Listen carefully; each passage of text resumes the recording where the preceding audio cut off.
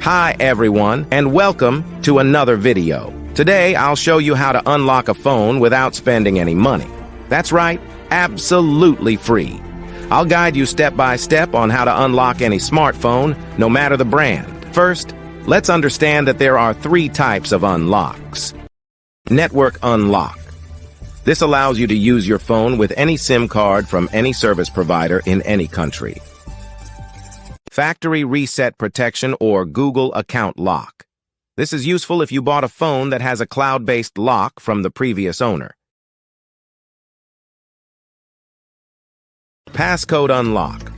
This helps you access your device if you've forgotten the passcode or security pattern. Before we start, a quick disclaimer.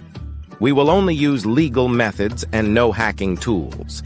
I'll show you free and ethical solutions with no illegal activities involved. So, let's get started. To unlock your phone from any carrier, remove the passcode, or perform a factory reset protection unlock, you'll need to find your phone's IMEI number. It's super simple. Just grab your phone, open the phone application, and dial *#06#. The IMEI number will appear on your phone screen. Now I will show you exactly how to unlock your phone. So, let's get started. On this website, we will unlock your phone from the carrier.